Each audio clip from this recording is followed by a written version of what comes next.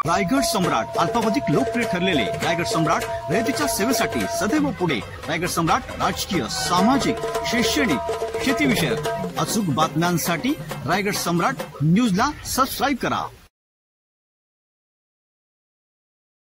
गावच्या प्रवेशद्वाराच्या कमानीपासून सकाळी 9:30 वाजता पक्षाच्या कार्यकर्त्यांची मिरवणूक या ठिकाणी सुरू होणार आहे आणि साधारण 10:15 वाजता या ठिकाणी पक्षाच्या ध्वजाचं अनावरण करून ध्वजारोहण करून या कार्यक्रमाची आम्ही सुरुवात करणार आहोत. ज्या पद्धतीनं दरवर्षी हा कार्यक्रम साजरा केला जातो त्याच पद्धतीनं पक्षीय गान, महाराष्ट्र गीत, त्यानंतर शोकप्रस्ताव, अभिनंदन आणि पक्षाच्या विचारसरणीवर आधारित वक्त्यांचं मार्गदर्शन, कार्यकर्त्यांची चर्चा अशा पद्धतीनं हा सोहळा साधारण 2-2.25 ते 2.5 तास चालेल. या कार्यक्रमानंतर कार्यकर्त्यांची भोजनाची व्यवस्था केलेली आहे आणि भोजनोत्तर हा कार्यक्रम संपन्न होईल अशा पद्धतीचं नियोजन आहे. पनवेल आणि उरण या 2 मतदारसंघातून साधारण 4,500 ते 5,000 कार्यकर्ते, बंधू भगिनी आणि तरुण सहकारी या ठिकाणी उपस्थित राहतील. वारकरी संप्रदायाची मंडळी जशी वारकरी आषाढी कार्तिकीला आळंदी आणि पंढरीची वाट धरत असते, त्याला कुणी आमंत्रण द्यावं लागत नाही, कुणी विनंती करावी लागत नाही, कुणी आग्रह करावा लागत नाही. तद्वत फक्त ठिकाण कुठलं हे समजलं शेतकरी कामगार पक्षाचा कार्यकर्ता या ठिकाणी या वर्धापन दिनाच्या सोहळ्याला येत असतो. जिल्ह्याच्या कार्यक्रमाला साधारण 25,000 ते 30,000च्या दरम्यान कार्यकर्ते त्या ठिकाणी एकत्र जमत असत. पण हा कार्यक्रम जिल्ह्यातली सारी मंडळी 1 तारखेलाच पंढरपुराकडे कूच करणार असल्यामुळे आम्ही मंडळींनी पनवेल आणि उरणपुरता मर्यादित ठेवलेला आहे आणि म्हणून साधारण 5,000 कार्यकर्त्यांचं उद्दिष्ट नियोजन आमचं आहे. कार्यकर्त्यांनी या ठिकाणी यावं, आपल्याला वर्षभराच्या कामकाजासाठी लागणारी ऊर्जा स्तोत्र या ठिकाणी घ्यावं आणि वर्षभर कार्यरत राहावं. यंदाचं वर्ष हे निश्चितपणानं निवडणुकांचं वर्ष आहे. साधारण ऑक्टोबरमध्ये विधानसभेच्या निवडणुका अपेक्षित आहेत आणि नोव्हेंबरमध्ये स्थानिक स्वराज्य संस्थांच्या निवडणुका होणार आहेत. ऑगस्टमध्ये ज्या ग्रामपंचायतीच्या मुदत संपलेल्या आहेत त्याही ग्रामपंचायतीच्या निवडणुका या ठिकाणी संपन्न होणार आहेत. या निवडणुकींना राजकीय पक्षांना सामोरं जावं लागतं, राजकीय पक्षाच्या कार्यकर्त्यांना सामोरं जावं लागतं. त्यासाठी एक प्रेरणा आणि ऊर्जा मिळावी हाही या वर्धापन दिनाचा उद्देश आहे.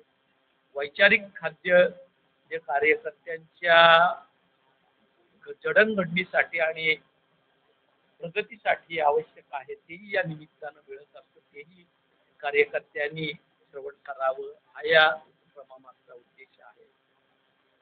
निश्चितपणानं एक अतिशय चांगला सोहळा या ठिकाणी साकारणार आहे. दिवंगत दिवा पाटील साहेबांचं नाव या ठिकाणी या सभागृहाला आपण प्रस्तावित केलेलं आहे. ज्या नवी मुंबईच्या प्रकल्पाविरोधात शेतकरी कामगार पक्षानं 1970 पासून आज तगायत आपला लढा, आपली चळवळ चालू ठेवलेली आहे, त्या लढ्याचे नेते आदरणीय दिवा पाटील साहेब आणि त्या लढ्यामध्ये 1984 साली हौतात्म्य पत्करलेले पंचहुतात्मे त्यांचं स्मरण करत त्यांच्या पासून प्रेरणा घेत आगामी कालखंडामध्ये आजही आपण बघायला गेलो की या ठिकाणाला, या जिल्ह्याला, या तालुक्यांना प्रचंड असा लढ्याचा, संघर्षाचा वारसा असूनही सरकारचं, प्रशासनाचं नवीन प्रकल्पांच्या बाबतीत जर आपण धोरण बघितलं, त्या ठिकाणी शेतकरी कामगार पक्षानं उभ्या केलेल्या दिवा पाटील साहेबांनी ज्या लढ्याचं नेतृत्व केलं त्या सिडको विरुद्धच्या प्रकल्पग्रस्तांसारखा लढा आगामी कालखंडामध्ये MMRDA असेल, आज नैनाच्या रेट्यामध्ये पनवेल तालुक्यातली 93 गावं आहेत,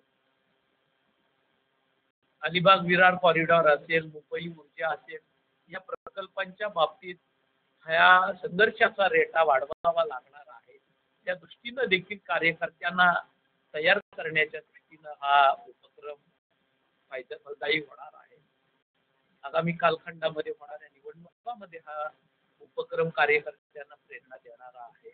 त्या दृष्टीनं जासईला आपण या वीरभूमीमध्ये हा कार्यक्रम आयोजित करतोय. आपल्या प्रतिष्ठित माध्यमाच्या माध्यमातून इलेक्ट्रॉनिक्स चॅनल्स असतील, YouTube चॅनल्स असतील, आपलं वर्तमानपत्र असेल, याच्या माध्यमातून आपण साऱ्यांनी या उपक्रमाला सविस्तर अशी प्रसिद्धी द्यावी आणि आम्हाला सहकार्य करावी अशा पद्धतीची विनंती पक्षाच्या वतीनं आपल्याला करतो. थँक्यू. धन्यवाद. अशा पद्धतीचा निर्णय शेतकरी कामगार पक्षाचे सरचिटणीस म्हणून त्यांनी जाहीर केला. आम्ही मंडळी ही पनवेल उरणामध्ये ज्या वेळेस महाविकास आघाडीचं सरकार राज्यामध्ये स्थापन झालं त्यावेळेला तालुका स्तरावर झालेली सर्वात पहिली आणि या 4.5 वर्षाच्या कालखंडामध्ये अगदी अनेक प्रयत्नानंतर अनेक प्रसंगानंतर ही घट्टपणानं राहिलेली महाविकास आघाडी आहे. आगामी कालखंडामध्येही या निवडणुका विधानसभा असो, ग्रामपंचायत असो, स्थानिक स्वराज्य संस्था असो, या महाविकास आघाडीच्याच माध्यमातून आम्ही लढवणार आहोत. निश्चितपणानं प्रत्येक पक्ष आपापल्या परीनं आपला पक्ष मजबूत करण्याच्या दृष्टीनं आपल्या पक्षाला त्याच्यामध्ये स्थान मिळावं म्हणून प्रयत्न करत असतो. शेतकरी कामगार पक्षही त्या पद्धतीनं काम करतोय. पण निवडणुका ह्या शेतकरी कामगार पक्ष महाविकास आघाडीतूनच लढेल आणि महाविकास आघाडीमध्येच योग्य तो निर्णय पदरी कसा पडेल त्या दृष्टीनं